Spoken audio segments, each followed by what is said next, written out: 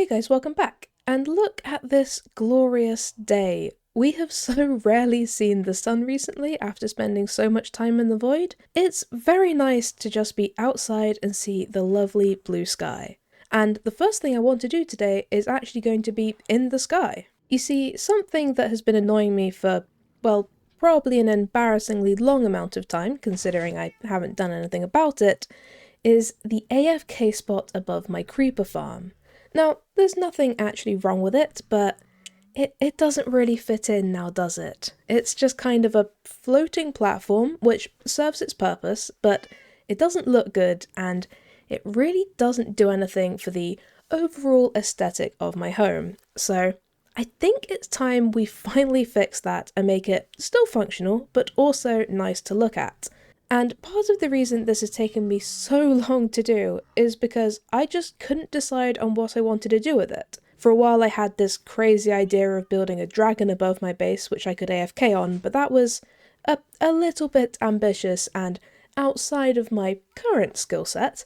But it did get me thinking about what else could be that high up and make sense to be floating in the air. I think you probably know where this is going.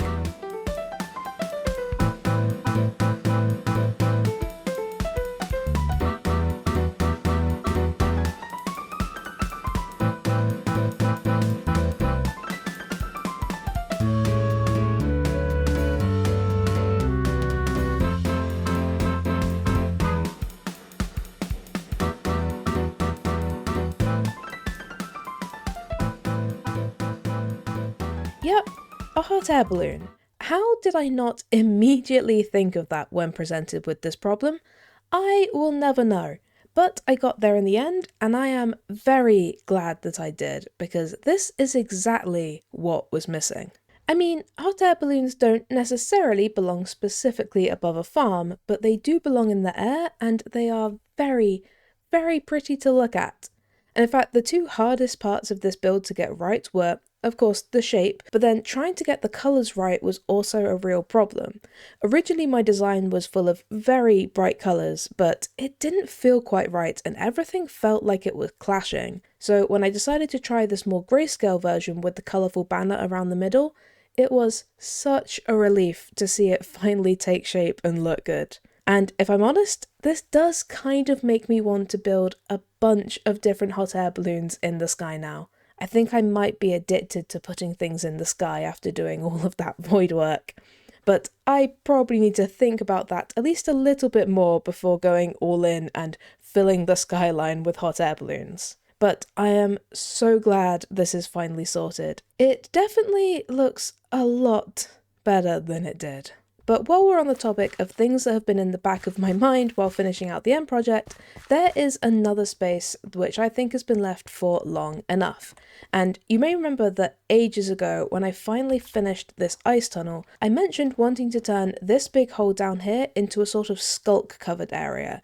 And that idea has been sitting with me for almost a year. So it's time that we think about actually tackling this project. However, this isn't something we can just jump straight into. First, we're going to need sculk. A lot of sculk. More sculk than just going to an ancient city and mining is going to get me, which means we need to build a sculk farm. Say goodbye to the blue sky, everyone. We're heading back to the end. It's just for this farm, I promise. We will see the sun again soon.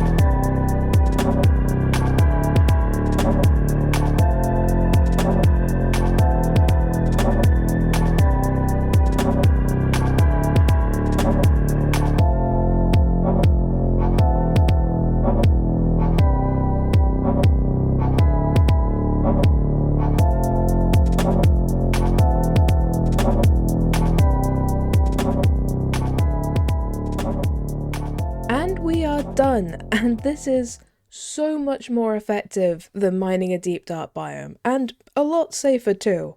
Although I did have to turn down both my mob sounds and the block sounds so I could actually hear myself think, but anyway, as I'm sure you expect, I did not design this farm. I used a tutorial from RaiseWorks, and so far it has been working brilliantly. I'll put a link to the tutorial in the description if you want to take a look at that, but let's take a very general look.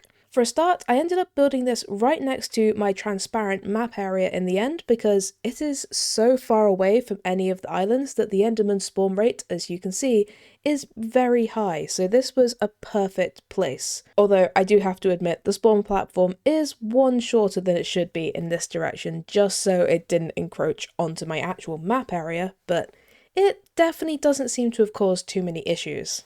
Then we have a collection system at the bottom with these hopper minecarts, and then the design uses 2 stone generators, one on either side, to create the materials for the sculk to convert. So this is pretty much endless. It can just keep going, which is so nice. Plus, if you don't need the sculk blocks themselves, but instead need like the shriekers and the sensors, you can just angle it so you mine just above the sculk blocks, and the hopper minecarts will still pick up everything through the blocks, so you can try and focus on just getting what you need without like wasting your durability with mining absolutely everything. And also, if you get stuck needing the veins, you can focus on mining this block here, and because it won't convert, it will just keep getting the sculk vein on it, so you can mine quite a lot of them quite quickly, which is very helpful. I know when I was looking for sculk blocks before for a project, the veins were one of the things I found the hardest to collect, so this is incredibly useful. And honestly, overall, it's just such a brilliant design and is exactly what I needed. I'm